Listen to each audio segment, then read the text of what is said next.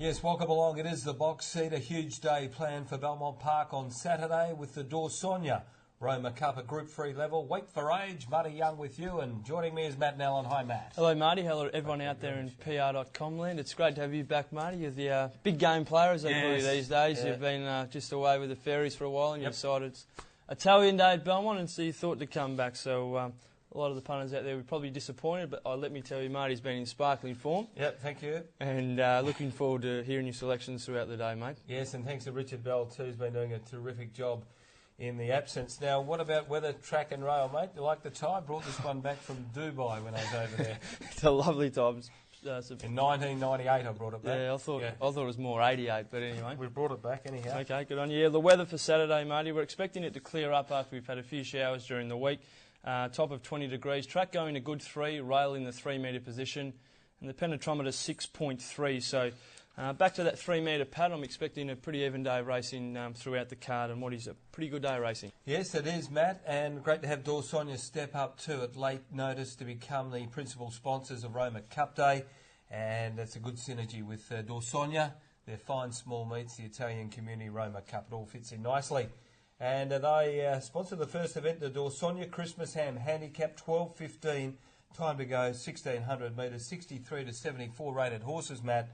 And look at one replay only, Maple Grace. You found her before her last start win on the 15th of Belmont, and what a performance this was. Running fourth, Wanna Be a Rock Star ahead of Midnight Touch and Striking Guru, but Mabel Grace kicks away. Trusty Brown's gone. Mabel Grace put about 4 on them.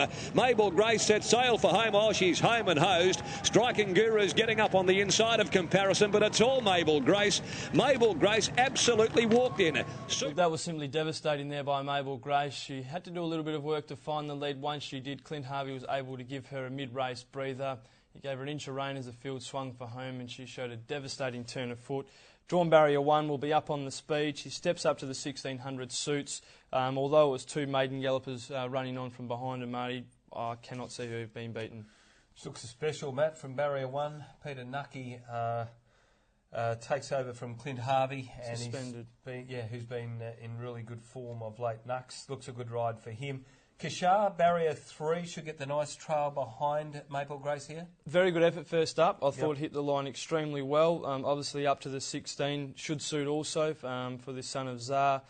I just think the 2 kilos in favour of Mabel Grace. That's the first time I've seen her when she started last start, and she just looks like a machine. She's big, she's strong. I don't think Kishar can beat Mabel Grace. Ran 122.79 under a stranglehold by Clint Harvey. Striking Guru, who flashed home in to run second to Mabel Grace, again has to contend with that wide draw, has to be back, given her a start, won't turn the tables even with the 2 kilos. For mine, let's get away with a special. Race 1, number 2, Mabel Grace. Full of agreements, Marty. She'll be winning. On a race 2, the Dawsonia Classic Meets Handicap for the 2-year-olds, 12:55. Cracking race. This early scratchings 2, Love You Like That, and 13, Lone Princess. Couple of early scratchings there from race number 2. We're going to have a look at 3 runners here. Let's start off with the impressive last start winner, Joe's Ready. This was on the 8th of May. Joe's Ready back in the field. Orangey colours come through the field and goes to the line under a hold by Damien Lane.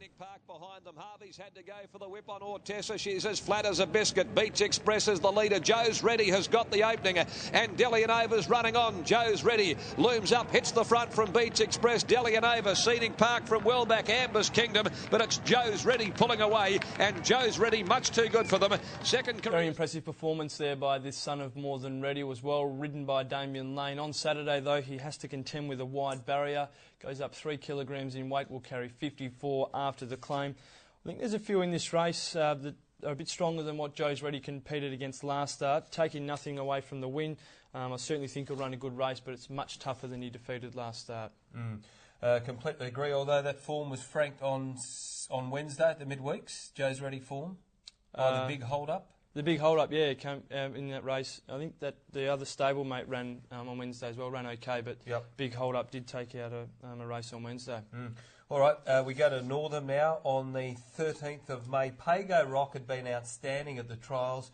beautifully bred 2-year-old in the Frank Maynard stable, and it was a very exciting debut performance. And then Stormy Crown, who pulled out now to get around their heels, down to the 300. And here on the outside, Pago Rock levels up quickly with Cleopatra's Party. Draws about a half a length as he goes to work on Pago Rock. Pago Rock leads the way from Cleopatra's Party. Then a gap of about 3 behind them, Stormy Crown. But the second fave for the day is going to come away and win decisively. On the line, Pago Rock. Dominant performance there by Pago Rock on debut. He did it with ease. He jumped. He sat outside the leader, Cleopatra's Party, and really wasn't asked for a supreme effort in the run to the line by Sean McGrady. He's drawn barrier 9. I think he'll roll forward, be near the speed once again.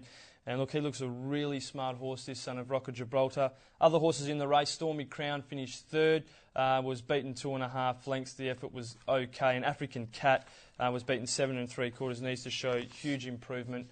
Certainly Pago Rock looks a very smart horse worth following. Yeah, by Rock of Gibraltar, who's starting to really mature as a sire, now starting to get some very good stats on the board, and out of Dancing Pago. Of course, she won a Placid Arc Stakes by Thunder Gulch. Really well bred, looks a great prospect for the Maynard stable. Sean McGrady in terrific form. Here's one for the trials. There are a number of triallers in this race, but the best of them I thought was number 11, Bosco. Blinkers go on here. Gee, this was a good trial performance. Beating Pribble, comes from back in the field in the black and white colours of Sean O'Donnell.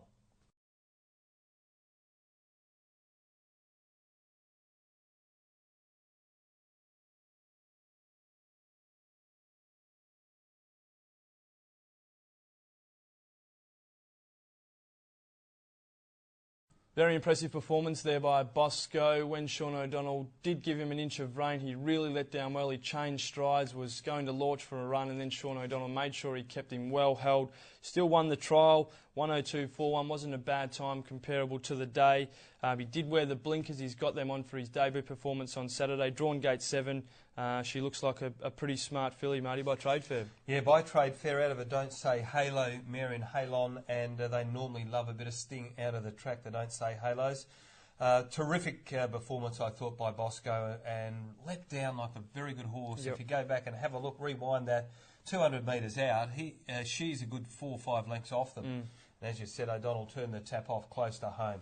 So they're the 3 replays to have a look at. Anything else in this race from the trials, Matty? Well, Foxatori from the Stan Bates Yard was beaten 1 3/4 lengths in 4th place, and that was over the 400 metres. Really wasn't let out of first gear. By Oratorio out of Foxy, who I think from memory has thrown a few horses have won a few races on New South Wales. So may pay to keep an eye on Foxatori. I thought the trial effort was pretty good. Okay. Time for selections. Here, I'll fire off, Matty. Number 4, Pago Rock for me. Loved this horse the minute I saw him at the trials. Yep. Cleopatra's Party form has franked this. Cleopatra Party's last run has franked the form. It flew home last week in that 2-year-old race on the Saturday behind Hot Tamale. It was a really good run. And I think Pago Rock can find the breeze and win this. Bosco's the danger. I'll be throwing Bosco into everything. And 1 Joe's Ready has to be considered on his last start win. 4-11-1. Yeah, I'm going with you, Marty. I'm going the 4 Pago Rock. I just think he looks a real professional, big, strong individual. I think he'll be winning in race 2 with a bit of confidence. Race 2, number 4 for me, Pago Rock.